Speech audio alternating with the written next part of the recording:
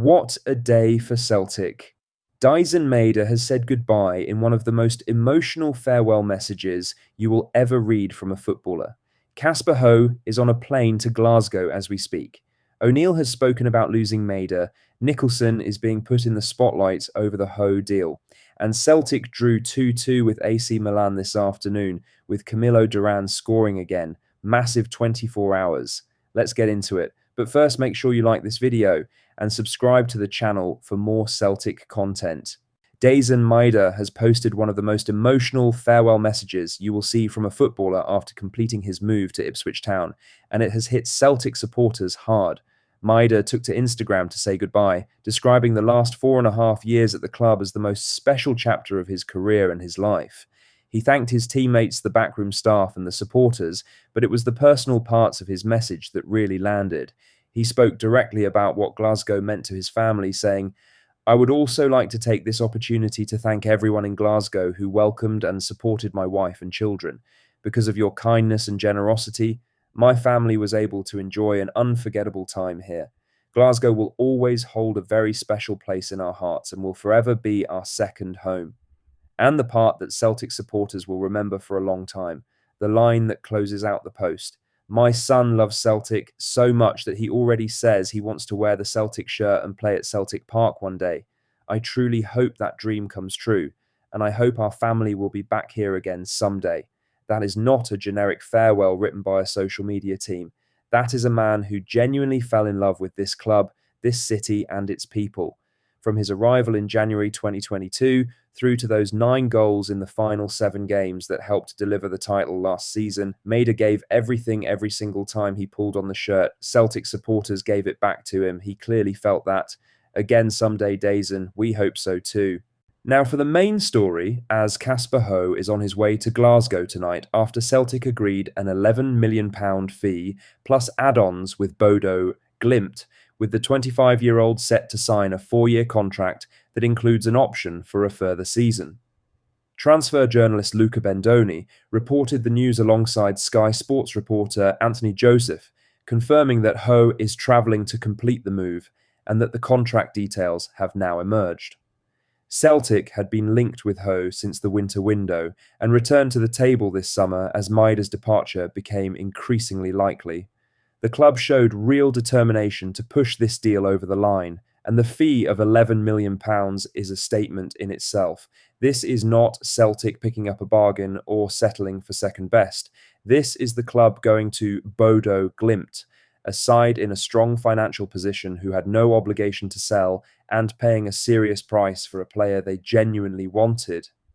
Ho has made his name in Norway and in European football, contributing consistently for one of the most exciting clubs on the continent. His record earned him a senior Denmark call-up and attracted attention from clubs across Europe. Celtic won that race. He arrives at a club that has just drawn 2-2 with AC Milan in a pre-season friendly and is preparing for a Champions League qualifying campaign. The expectation is high, the platform is there, and O'Neill now has 2 quality centre-forwards to work with heading into the new season. Provided there are no complications, Ho's announcement could come within the next 24 to 48 hours. In other news, Martin O'Neill has opened up on Daizen Maeda's departure, describing the Japanese forward as a cult hero and admitting that Celtic are going to miss him. Speaking to Celtic player ahead of the AC Milan friendly, O'Neill was generous in his praise and completely honest about how he felt losing the player. He said, "He has been terrific and has been a cult hero. He ended his time with us on such a high. He was absolutely fantastic for us." O'Neill also made clear that he had tried to keep Maeda beyond this summer, even if that had meant letting him leave for free at the end of his contract next year. "I am really disappointed that he's gone. I would have loved him to have stayed at the football club, seen his time out and walked away on a free if that was the case next season. But it wasn't to be, and I can understand that in every aspect." The manager acknowledged that Celtic simply could not compete with the financial power of the Premier League when it came to wages and that Maeda had earned the right to go. "It's the Premier League and wages-wise, it's something we probably couldn't compete with. Not that we wanted to stop him. I think he turned down a big offer from us 18 months ago to stay on the same wages, as this was something he wanted to do. He deserves this opportunity at 28 years of age to go and play there." O'Neill also confirmed that Maeda's absence had already been felt around Lennoxtown over the past few weeks, before closing with the line, "We've got used to it, as we haven't seen him around the last couple of weeks, but overall, there is no question we will miss him." Honest, warm, and clearly genuine. That is how a manager talks about a player who actually meant something. In other news, CEO Michael Nicholson is under the spotlight today as opinion is divided over whether the agreement to sign Casper Ho represents genuine ambition or simply a delayed reaction to a summer that should have moved faster. One view, shared in an opinion piece published today, is that the £11 million deal is a clear statement from Nicholson and the board that Celtic are willing to back the manager with real money when they identify the right player. The argument is that instead of pocketing the Maeda fee, the club have immediately reinvested it in a younger, proven striker with Champions League experience and years of development still ahead of him. By that logic, Nicholson deserves credit. The other view, which a significant number of Celtic supporters hold, is that the deal should have been done weeks ago. Maeda's departure has been obvious since the end of last season. The Ho pursuit stretches back to January. Getting the deal over the line on the same day a key player leaves, with just over a week until the season starts, is not a sign of ambition. It is an admission that things moved too slowly. Both arguments have merit. The truth probably sits somewhere between them.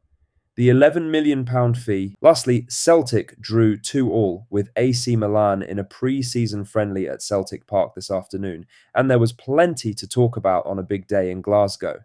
Camilo Duran got the scoring started, closing down the Milan defence and forcing a mistake before finishing calmly.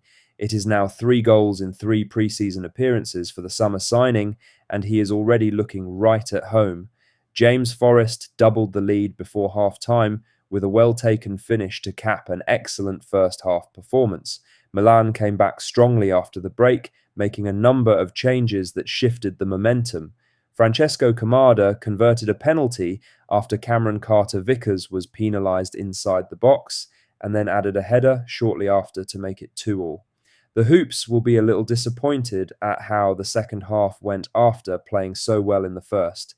Letting a 2-goal lead slip against a strong opponent is exactly the kind of thing O'Neill will want to address before the competitive games begin, but there was enough in the first 45 minutes to be genuinely encouraged. Duran looks confident, sharp, and ready. Forrest looks fit and hungry. And with Ho arriving imminently, O'Neill will have attacking options that give Celtic a real platform heading into the new season. The new Premiership campaign starts next weekend. Celtic Park is ready.